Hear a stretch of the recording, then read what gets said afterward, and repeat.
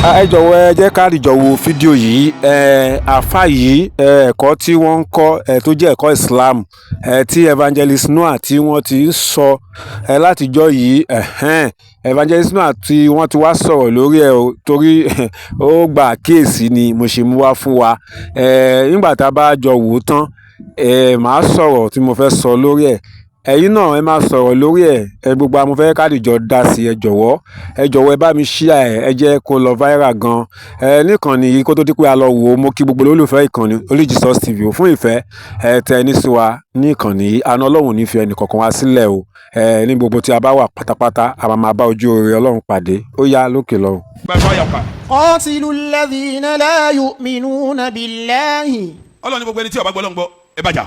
ولا باليوم الآخر kò gbọ́jọ́ àlìkíyámà gbọ́ ẹ bá jà. wọ́n dènà méjì. ولا يحرمون ما حرم الله ورسوله. gbogbo sẹ̀ríà tọ́lọ́run àtànábì fi lélẹ̀ wọ́n gbá wọlé. gbogbo tọ́lọ́run pè ní àràmù àwọn rí ní halali túmọ̀ ẹni pé wọ́n gba sẹ̀ríà Ọlọ́run ẹ bá wọn jà. ولا يدينون دين الحق.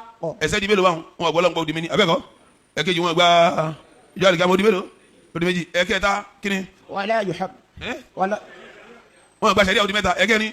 wala yadinuna dinal haqq wọn wá sí ẹ̀sìn tó jòkó gangan. gbogbo ẹni bá hasi kan nọmẹrẹ rí qatilu ẹ bá jà. من الذين أوتوا الكتاب nínú àwọn tá a fún tírà. حتى ìtumọ̀ ìgbẹ́ gbogbo kẹfẹ́ kakọ kọ́dọ̀ àwọn kristiani náà segin ni júù náà segin ni ọwọ́nú ẹ̀. àbáwọn júù àti kristiani yẹn nítorí àwọn fi yàtọ̀ díẹ̀ ni pé yóò tó lè jí sí yàtọ̀ anyedin. wọ́n máa fọwọ́ ara wọn kó sakọ́lẹ̀ wá báyìí anyedin wọ́n máa wà lérí nàró ẹ̀yọ́ wà lérí jòkó ìtumọ̀ anyedin nù. wọ́n fọwọ́ ara kó wá báyìí yọ wà hum sọ́gìrún a wà lérí nàró ẹni tó fẹ́ gbalẹ̀ wọ́n máa wà lérí jòkó sẹ́yìn pété bá jòkó tẹ́lẹ̀ kaba nàró wọn rú ẹ̀ yín tó wọ́n kẹ́ tó jòkó lọ́ga ẹni tó nàró ní ìtàwọn afáàtú hum sọ́gìrún náà sínú. ìjọba bá fẹ́ kó wájú wọn tó kí wọn nàró kí wọn bá san kẹ́yìn tẹ́ bá fẹ́ gbalẹ̀ wọn máa jòkó káwọn máa nàró ìtumọ̀ hum sọ́gìrún náà nù. gbẹ̀ni bá tó jòkó báyìí tí a máa tó jòkó tí a bá fẹ́ kó ipa wájú rẹ̀ kí wọ́n ṣe kí lọ́ọ́ máa ṣe ó ṣe wà hum sọ́gìrún náà nù. kọ́dà gan bá jọ ọmọ sẹ́tọ́ bá déwájú ọ̀gá tó fẹ́ràn ọ̀gá tó wá jòkó lérí àga tí ń fi gbàlejò kí ni ó sọ fún ọ. jíde. Praise the Lord, hallelujah. Inú mi dùn pé bí irọ́ bá purọ́ lógún ọdún ọjọ́ kan ló tó dé bá. Ìgbà tí mo mú àwọn àyá Al-Qur'ani wá, especially Quran chapter 9 verse 29 tó sọ̀rọ̀ lórí àwa Christian yẹn, tí mo mú wá tí mo ṣàlàyé tí mo sọ ní tafsiri Qurtubi sọ lórí àti Tọ́bárì àti Bunkẹtìr. So ọ̀pọ̀lọpọ̀ mùsùlùmí ni wọ́n ń bú mi ńgbà yẹn, ṣùgbọ́n gbogbo alájọ gbé nǹkan tá a fa yìí sọ clearly. Gbogbo ẹ̀yin ọmọ Ọlọ́run ẹ share fídíò yìí dáadáa o. Mo understand the stand àfa yìí pé àwọn ò sọ wípé káwọn èèyàn lọ máa pààyàn o àbí kọ́ lọ máa jà o. Wọ́n sọ nǹkan tó wà ní Kùránì gẹ́lẹ́, wọ́n dẹ̀ sọ ìjìyà tán ṣẹ̀ pé wọn ò gba Allah gbọ́, wọn gba ọjọ́ ìgbéjà àlìkíyámọ̀ gbọ́, wọn gba ṣẹ̀ríà, wọn sì ṣẹ̀sìn òdodo ìyẹn ẹ̀sìn Islam o. Ẹ̀sìn tó ń dà lóru tó jẹ́ kí lóru lálàáfíà tẹ̀ ń pèlè ẹ̀sìn òdodo pé wọ́n ṣe so pé ìdí tí wọ́n ṣe ní kán bá wọn jà nìyẹn.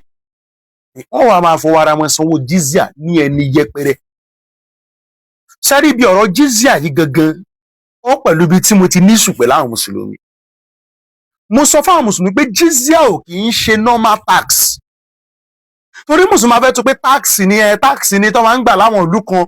But tafsiri Ibn Kathir òun ń sọ wípé ẹni tó bá ń san ẹni yẹpẹrẹ nírú ẹni bẹ́ẹ̀ mùsùlùmí máa sọ pé irọ́ ni mo pa o ẹ̀bùn kẹtìrí o ní ìgbàdábìkì o ní òsèkìní kan but thank God pé ẹnu àáfàá ló ti ń jáde ń sìn pé n táwọn àáfàá tú sí nìyẹn. Kódà nínú Qurtubi ń sọ wípé ẹni tó bá fẹ́ san owó yẹn ó máa wà lóní ìnàró gẹ́gẹ́ bí nǹkan tẹ́ sọ gbogbo ẹ̀ mo ti mark sí bíbà tí mo ti sì dánilẹ́kọ̀ọ́ so kò bá mi lójijì. Nǹkan tí mo ti mọ̀ tẹ́lẹ̀ ní rísì mo ṣe gbé ibi ìjáde òun làwọn ọmọ ìsìláàmù kéékèèké kan tó kún orí social media ń jólódo tí wọn mẹ́nìtìn jẹ́ pé ChatGPT ni wọ́n fi ṣe tẹ̀fsírì àwọn ni mo torí ẹ̀ reply bí. So ó ń sọ wípé ẹni tó bá fẹ́ san yóò wà lórí ìdúró wọ́n àtẹ bá kà síwájú Qurtubi gan ó sọ wípé ẹni tó bá fẹ́ san ọwọ́ tẹni yóò wà ńlẹ̀ báyìí ni ẹni tó fẹ́ gbà lọ́wọ́ yóò wà lókè instead jẹ́ pé ẹni tó fẹ́ san ọwọ́ ẹ̀ kó wà lókè wọn ni rárá o ẹni tó fẹ́ san gẹ́gẹ́ lọ́wọ́ tí ò tún wà ńlẹ̀ ẹni tó jókòó tó fẹ́ gba ọwọ́ tí ò wà lókè. So ẹ̀yin yẹn wá mi ò sọ pé àáfàá yìí sọ pé kọ́ lọ máa ṣe but ẹ̀kọ́ tí ó wà nínú Kùránì àti àwọn tẹ̀fsírì wọn yìí ideology yẹn làwọn bandit àti jihadist ń gbé káàkiri ideology yẹn làwọn mùsùlùmí ń gbé káàkiri tí wọ́n fẹ́ fi gba ilẹ̀ gba ilé gba ìlú mọ́ àwọn èèyàn lọ́wọ́ wọ́n lè impose ṣẹ̀ríà torí tí ṣẹ̀ríà bá wọlé tó rí àyè fẹsẹ̀ múlẹ̀ kìrìsìtẹ́nì dáràn o lórúkọ Jésù ibi àti èrò ibi wọn kò ní ṣe mọ́ wa lára. ṣé ẹ rí gbogbo ẹ̀yin mùsùlùmí tẹ́ ń pariwo kiri àbí tẹ́ wá sórí DM mi lórí WhatsApp tẹ́ ń sọ pé ẹ ò mọ̀ kankan nípa Islam ẹ má wá sí privacy láti wọ́n bá mi sọ ẹ má bọ̀ ní live tí máa ń ṣe live lọ́wọ́ yára lórí TikTok àbí lórí Facebook Evangelist Noah Ezekiel kẹ wá defend nǹkan tẹ́ fẹ́ máa bá mi sọ lórí DM yẹn ìyẹn gangan ló lè pè yín bọ́kẹ́ máa wá sórí DM mi ní WhatsApp kí wọ́n fẹ́ máa sọ̀rọ̀ ń bẹ́ẹ̀ tẹ́ ẹ lè sọ ní publicly ojú tí ló jẹ́ lórúkọ Jésù ọ̀pọ̀lọpọ̀ ò ní lọ Jesus jẹ́ olúwe. ẹ ṣeun gbogbo àtàdìjọ wo fídíò yìí pátá ṣe gẹ́gẹ́ bí fídíò yìí ṣe lọ gẹ́gẹ́ bí ohun tá a rí nínú fídíò yìí ẹ jọ kí wàá ní ẹ̀bi tàbí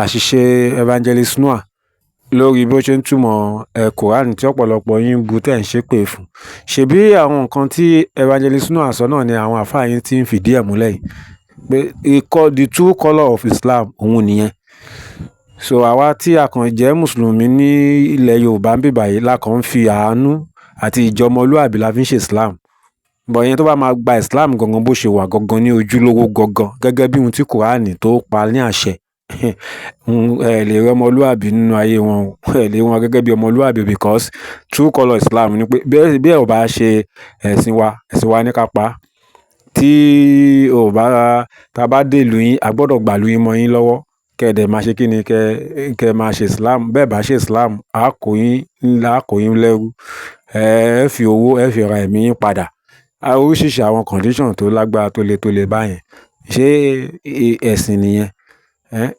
eléyìí ò ń sọ̀rọ̀ pé èèyàn ń ba ẹ̀sìn kan jẹ́ tàbí bóyá but ẹ jẹ́ ká lè jọ wò fúnra wa ẹ jẹ́ ká gbé sí làákàyè ojúlówó nǹkan tó yónú ìdodo ní dájí ara téèyàn bá ń sunkún a máa rí ìrùn so ó jọ iye gbogbo wa ni so kò sẹ́ni tí ò yé sàtà wá fẹ́ gọ sí abẹ́ irọ́ tí a fẹ́ sòótọ́ fúnra wa ni so Ọlọ́run á ṣàánú fún wa o Ọlọ́run á ṣàánú fún wa àná Ọlọ́run ò ní fi wá sílẹ̀ so ohun tẹ́yìn náà bá rí sí fídíò yìí ẹ já pàdé ní comment section kò sí pé bóyá à ń ṣépè tàbí à ń bọ ẹnikẹ́ni ayẹyẹ ò sí ní abẹ́ fídíò yìí kì í ṣe láti dá ogun tàbí ìjà kankan sílẹ̀ ṣùgbọ́n láti lè ṣíra wa níyè pé ohun táwọn àǹfààní sọ náà ni Evangelist Noah náà ń sọ kì í ṣe pé bóyá wọ́n ń ba ẹ̀sìn ẹnikẹ́ni jẹ́ o ẹ ṣé yóò dára fún wa láìpẹ́ á tún padà wá ní àlàáfíà.